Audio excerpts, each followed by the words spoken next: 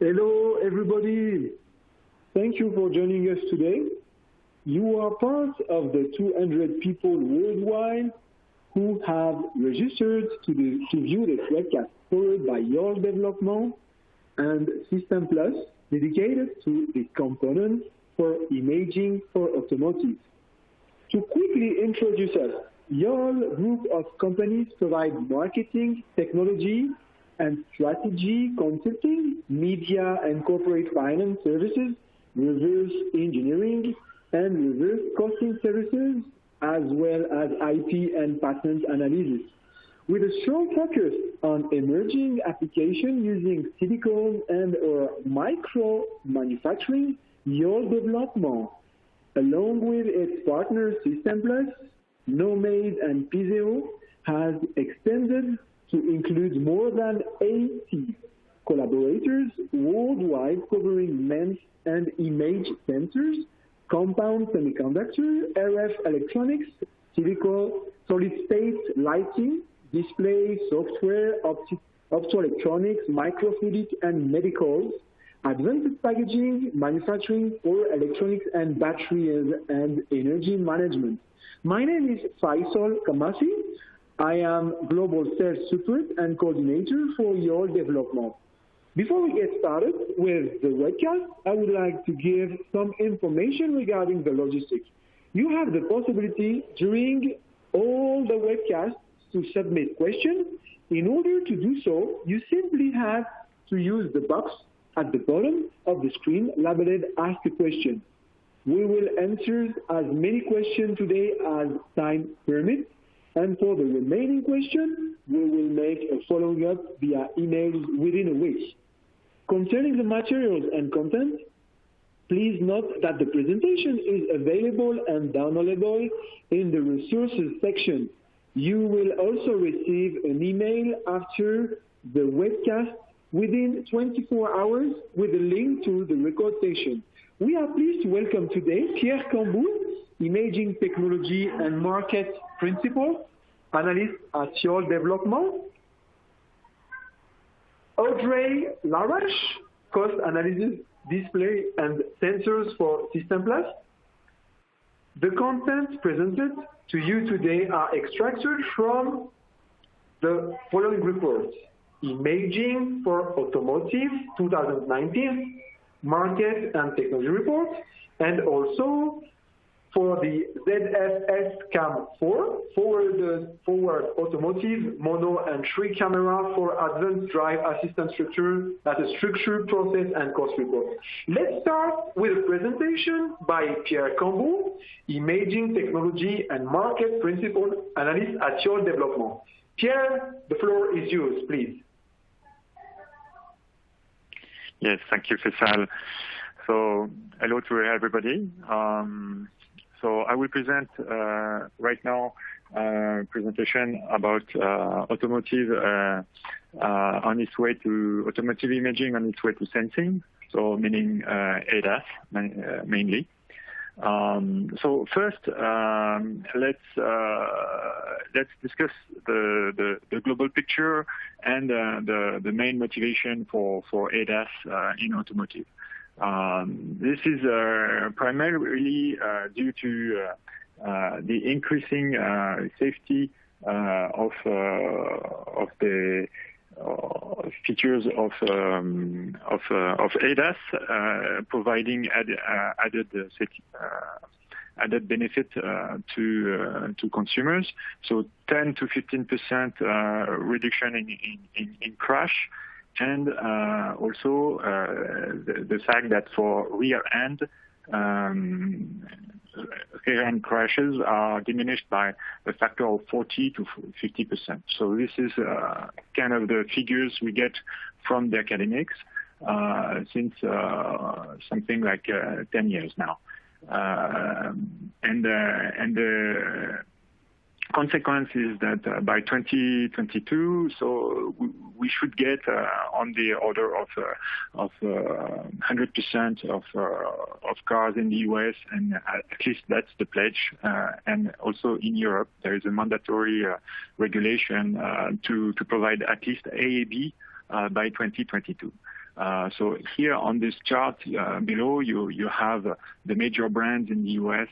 So this is a chart from the NHTSA showing that in gray the 5 major brands. In average, 50% of cars have AEB in 2018, cars produced and delivered in 2018. So next, ADAS is part of the macro trends of automotive. There is mainly, electric powertrain, safety, so that's ADAS, car sharing, and also connectivity. All those trends can lead to autonomous driving, but let's not forget ADAS is primarily motivated by safety, and so we should not confuse the effort for autonomous driving and the effort for ADAS. And this is probably one of the key learning of this trend for increased ADAS. Penetration of ADAS within automotive. A lot is said about autonomy, but today the primary goal is safety. Just another slide about autonomous driving. I think there is a lot of confusion between ADAS and autonomous driving, so AD. There is a lot of marketing saying that ADAS is about providing higher level of autonomy, but we still try to understand how really the OEMs will manage getting to level 3.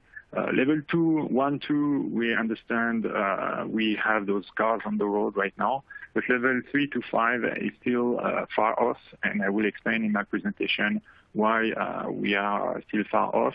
And there are consequences in terms of technology for radar, and the main subject of my talk is imaging. So there are main consequences for cameras also. So next, imaging and cameras are among the sensor sets for ADAS. So here it's an old slide. So we all know that for automotive we get ultrasonics, we get radar, we can have different kind of lidar, thermal cameras, but definitely the main component for ADAS today remains the forward camera, and more and more we shall see some 3D camera for driver monitoring. So primarily forward-looking camera. This is kind of a segmentation of imaging application and devices. There is typically the sensing side and the viewing side. So all of those segments are the main camera that you will find on the market today. And what is interesting to notice is how much of the business goes to either viewing and sensing, which is close to half and half right now. I will discuss the numbers a little later. So this slide is kind of, for many years, people try to forecast what the future would be, and in terms of number of cameras, that really is driving the market. The number of cars produced is close to 100 million, but is not growing that much. In respect to the growth of imaging and cameras in particular, it's really the number of cameras that is important.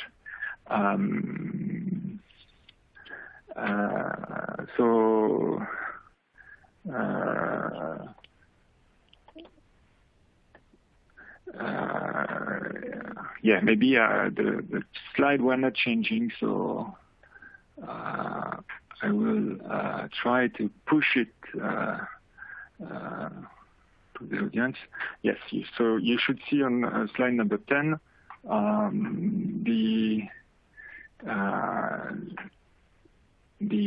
slide number 10, the number of cameras has increased from one rear camera and one forward camera. We get now up to 5 to 6 cameras because of the surround and the forward-looking cameras. We expect by 2024 to see far more cameras, up to 12 cameras per car. So this is for the high-end cars. The market average is much below. So now we should discuss the camera themselves. So the camera, it just depends what is what you define by a camera.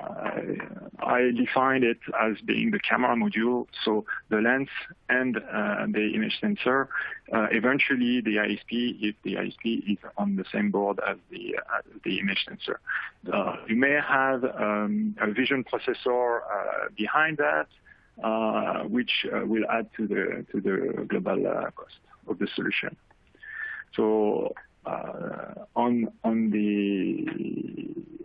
the order of magnitude for a camera is $20 for an automotive camera, either viewing or sensing, the camera module, let's say. And so on top of that, you need to add a vision processor that could add $20 to $60. So the global solution is in the order of 80 to 100 if you have some additional hardware. So again, we are now so the global market. The global market will depend on the cost of each solution, imaging solution, multiplied by the penetration of ADAS, at least for the sensing part. Penetration of ADAS within automotive. So this is kind of the forecast for the next decade. Penetration of level 1, 2, 3. So today we consider 21 million unit cars of level 1 and 2, and we expect the start of level 3 starting this year and next year and the years to come. But the growth will be very, very slow. So this is on the order of 20%. If we look at the breakdown of the revenues generated by imaging and sensing in particular, so in orange, in yellow and orange are the camera modules, and green and red are the image processing. And if we combine the image processing and the camera module, we get the order of magnitude of 40% of the global revenue generated by imaging for sensing. And this breakdown will increase in the years to come to 45%. So it's not a complete overall of the situation, but it's interesting to notice that the ADAS is growing quicker than the for viewing applications. If we look at the global market for camera modules, in 2018, it was in order of 3 billion. And we expect by 2024,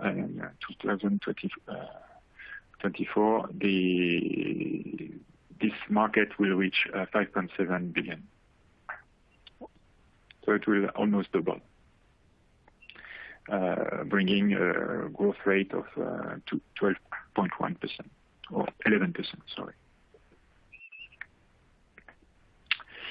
This will benefit to some players, and specifically for image sensor. This is onsemi, the market leader so far, with a bit more than 36%. Then Omnivision capturing 22%.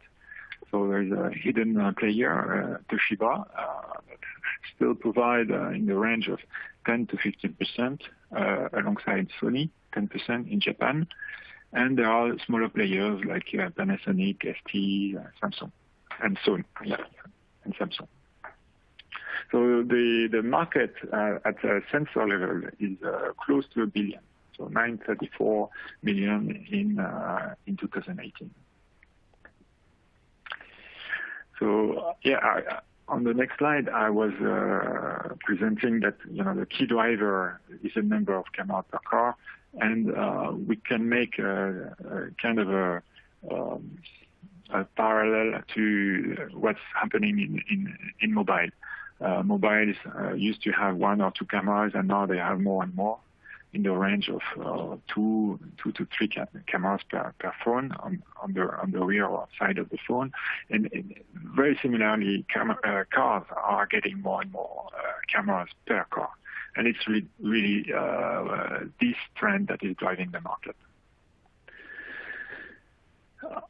Just to remind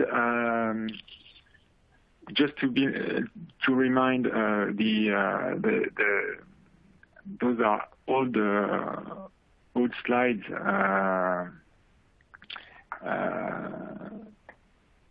The forecast, the roadmap from Mobileye, Intel Mobileye, used to be that IQ3 would increase in resolution from 1 megapixel to 2 megapixel and then 7. And then they had this forecast to bring a trifocal lens to the market, and actually we did see that, and this is what Audrey will present shortly after my presentation. And so far the roadmap is really what was expected. And so we shall see more and more of those trifocal lens for forward camera. And the competition, let's look a little bit about Toshiba. Toshiba presented its roadmap for the Visconti. So Visconti is mainly Visconti 2 that is on the market. The Visconti 4 is a megapixel version, and they had a Quaterto and a Solo version. So very similarly to Intel right now, Intel Mobileye, that is providing 2-chip, as we will see later on. And we expect the Visconti 5, a new generation by the end of 2019. So again, I think facing the IQ4, we shall see some interesting chip from Toshiba. Next, and this is very much the situation. I would like to spend some time on this last slide. So it's a little bit complex.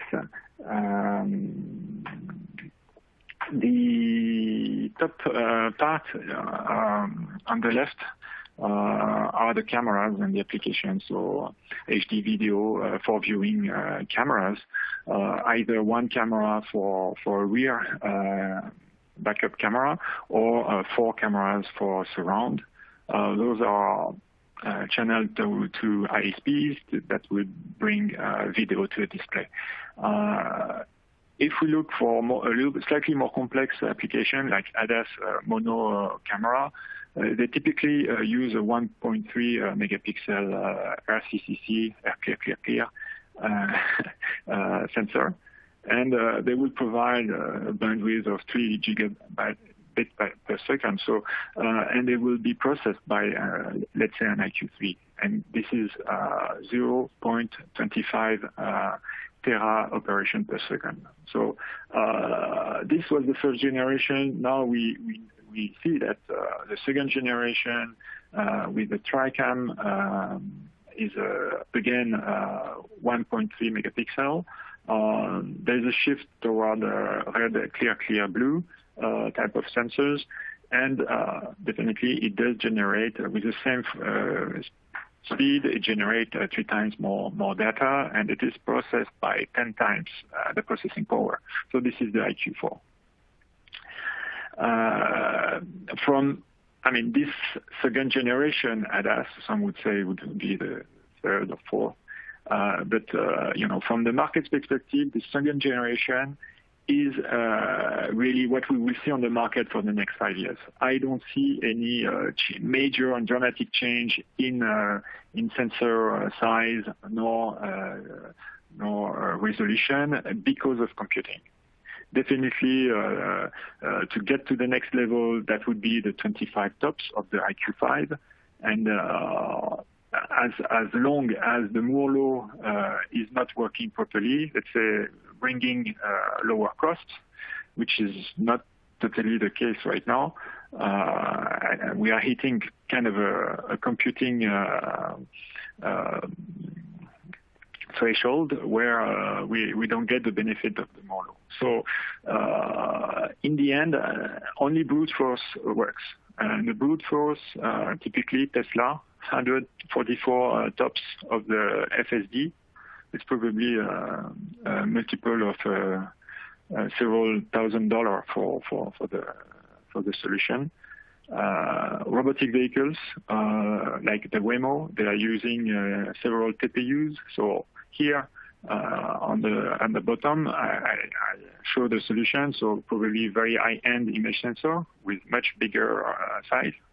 This is kind of what I try to explain in the chart, with much bigger bandwidth needed, and definitely the computing power that is exploding. And it's not really for mass market, and it's barely enough for bringing autonomy to the street.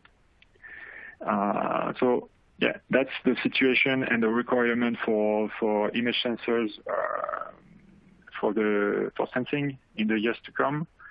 If we do some prospective, really the next step, and this is kind of additional, what could be the next step? I really believe that from now to 2025, we are in the deep learning computing era, and definitely IQ4 and Visconti 5 will do the job.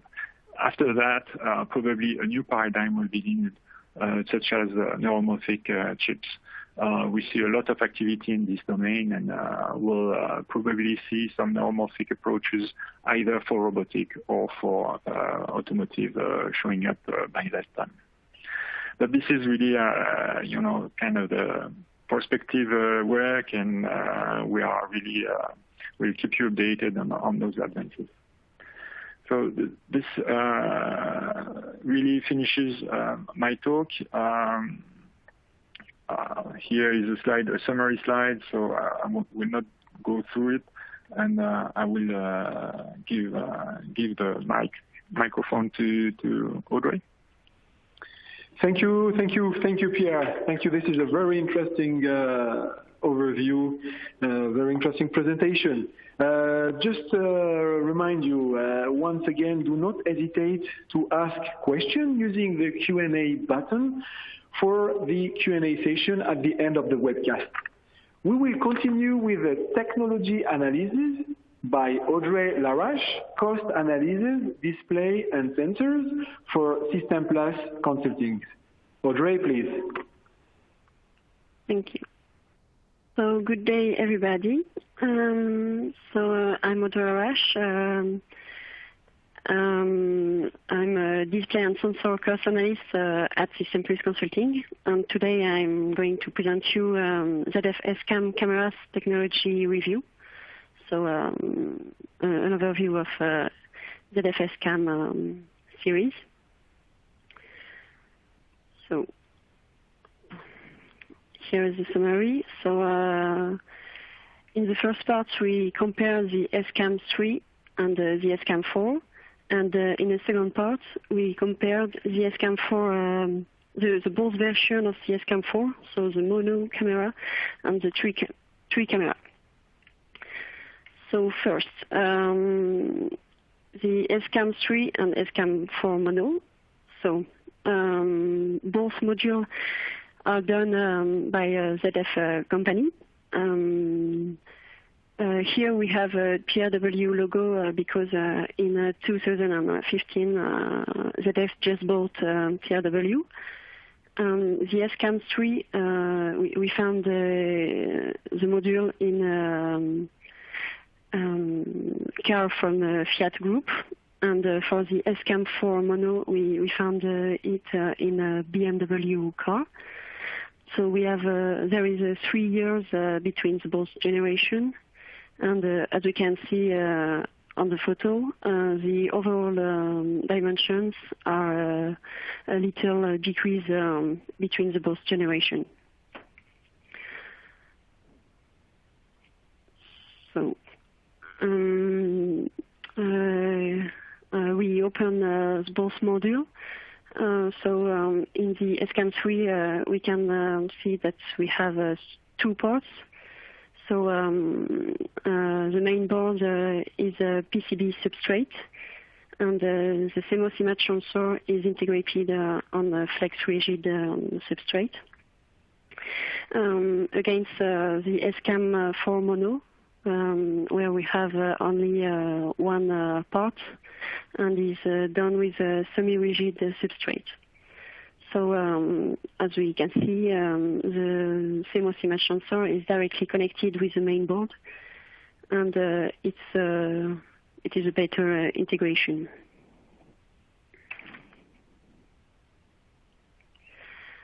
So at the CMOS image sensor level, in the SCAM3, sorry, there is a non-semiconductor CMOS image sensor, and in the SCAM4 mono, there is a non-vision CMOS image sensor. So the differences between packaging, for the non-semiconductor packaging, we have an IGBA 64 balls, and for the Univision, it's an ACSP 78 balls. So the overall dimensions of the packaging has a little decrease, so 9.9 for the non-semi, and 7.5 per 7.2 for the Univision. The ball pitch has decreased around 35% between balls, and the pixel size area has increased. So the pixel size, has increased. So we have an increasing of 25% for the pixel area, and the resolutions grow up too.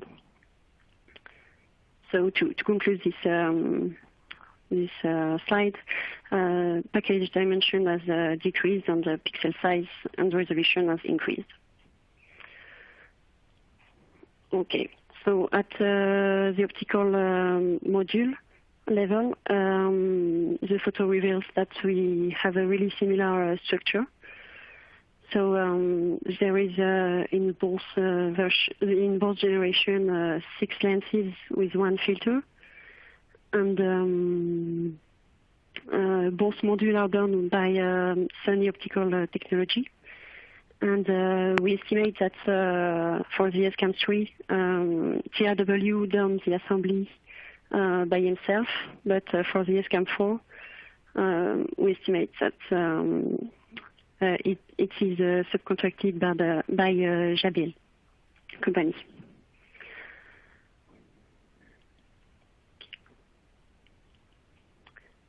So at the processor level, so Intel has bought Mobileye. So for the both generation, it's a global Intel solution. The processor is done by ST Microelectronics. So it's a similar packaging with it's a flip chip FPGA for both packaging, but we have an increase of the number of the ball around 48%, and an increase for the package too, a 3.5 millimeters more in the SCAM 4.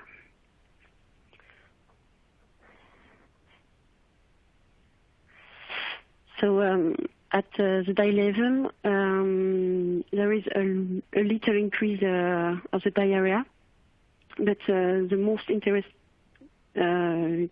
things in this slide is the evolution of the technology.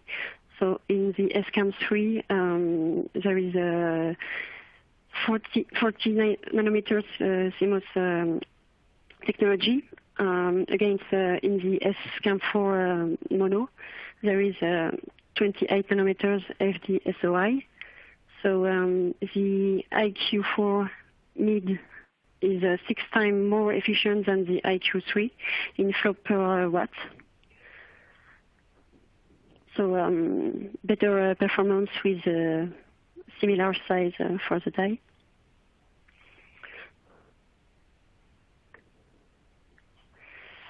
Now we are going to compare the both version of the SCAM 4.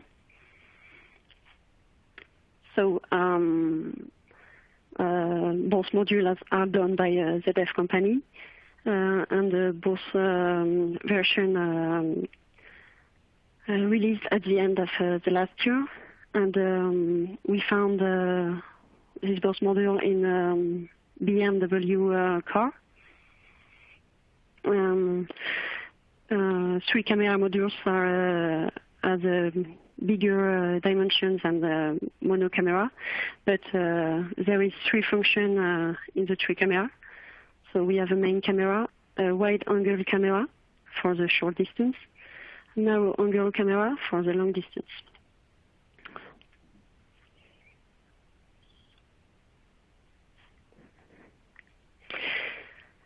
We open all cameras to show the CMOS image sensor, and we found the same in the 4 camera, so the mono and all the 3 camera in the 3 camera modules from OmniVision. And with the characteristic of the die, we estimate that the reference is OV10642.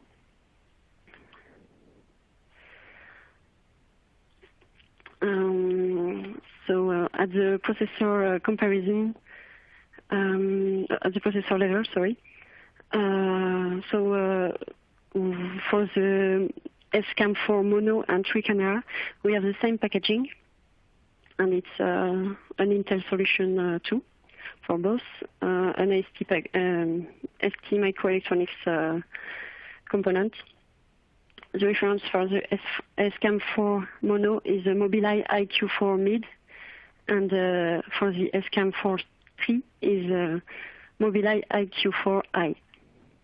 So it's the same packaging, but the difference is in size. So here we can see it's really the die area, the big difference.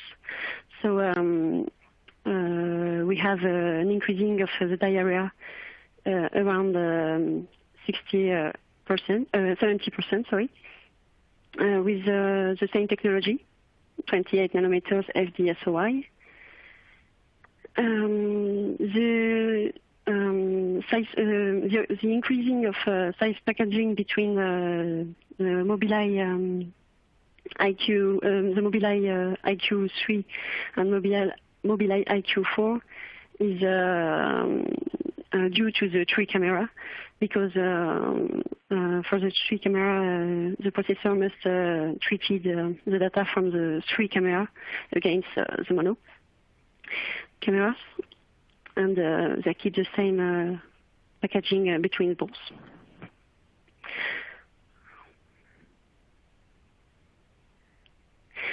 So to conclude, the SCAM3 and the SCAM4, we have similar prices, but with the best performances for the SCAM4. For the SCAM4 mono and 3 camera modules, there is an increase of 2 times the price, but 3 times the performances. So with the IQ4, Intel has opened the market to other CIS manufacturers. We have the chance to find an omnivision sensor, but we should say that we could find sensor from semiconductors, Sony or Samsung, in function of the car manufacturers. So the integration of this type of camera could lead to a decrease in road mortality of about 10 to 15%.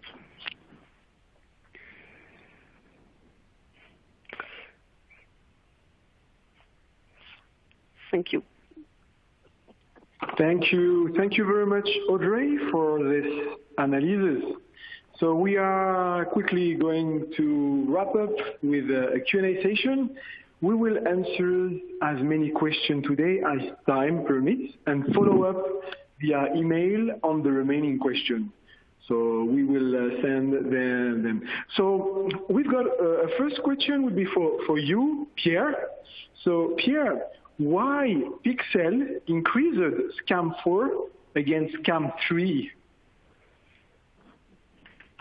Okay, so excellent question. So I think the key slide to answer this is slide number 20. The situation is right now, as I said, limited by computing. So if you want to improve current systems, so current systems they provide added safety, and we don't really know. I mean, for the new generation, the IQ4, what additional safety and crash avoidance they will allow. But definitely from the situation today, we are limited by computing, and this is what I tried to explain here. And the best solution we have so far was not to increase the number of pixels per camera. In order to improve overall system performance, we need to improve the field of view. And the way it's been road tested the best is to have those 3 cameras. So one for narrow angle, the other one wider angle, and the main camera in the middle. So this has been judged as the best approach. And it's what hardware-wise, it reuses the same 1 megapixel, 1.3 megapixel that has been in use for automotive for very long. So what we expect is for the next 5 years this same 1.3 megapixel, and then the only way to it's limited by the computing, and then the only let's say, direction in which you can improve performance is by increasing the pixel size. So with the previous generation, we had a 3.75 from Onsemi. Here it's an Omnivision with 4.2. So we believe it's to either match the previous performance of Onsemi or to bring some additional performance. Signal to noise ratio essentially. So number of pixels for ADAS there will be no race for resolution, we believe, and the race will be for performance with limited resolution. Thank you so much, Pierre. Thank you, Pierre, for your answer. We have another question. Audrey, what type of optical modules are found in the 3 camera? So it is an interesting question. We have the same CIS in the 4 mono and 3, the 4 cameras. But the only thing that change is the optical modules. So the mono camera and the main camera from the 3 camera has really similar optical modules. The changes is just for the narrow camera and the wide angle camera. So the lenses is really different. So the difference for the distance is just treated with optical modules and the processor. The CMOS image sensor is because the CMOS image sensor is the same. Okay, thank you, Audrey. Thank you, Pierre. That would be for you. What is the resolution requirements of the camera in both viewing and sensing camera?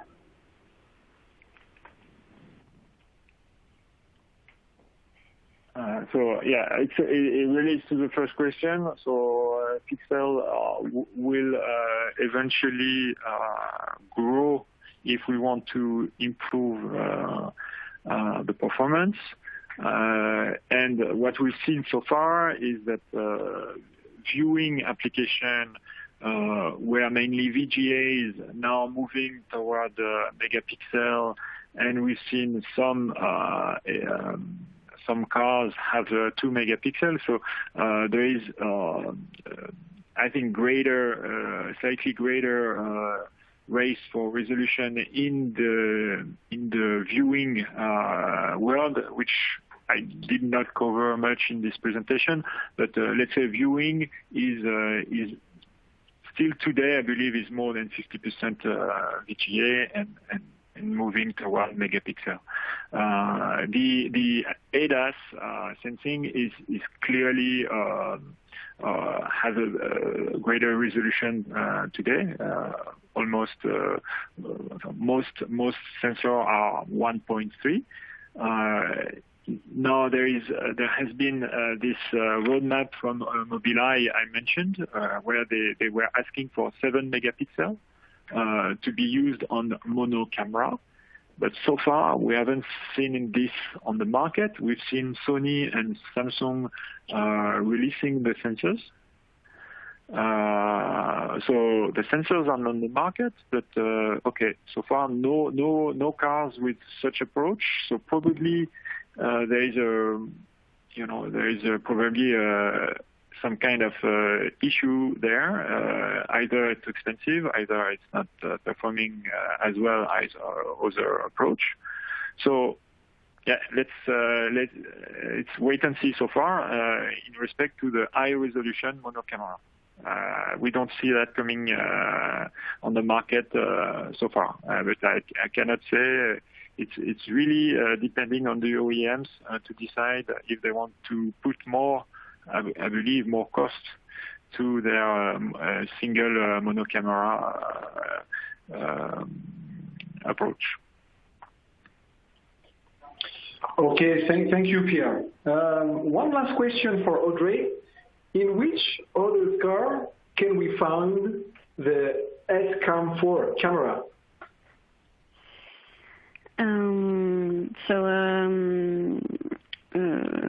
We found it only in the BMW car, but we found this camera in other car. We don't know in which camera, but we think, for example, BMW with a new regulation integrated in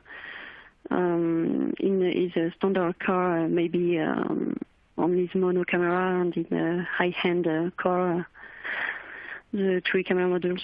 But we don't find in another car.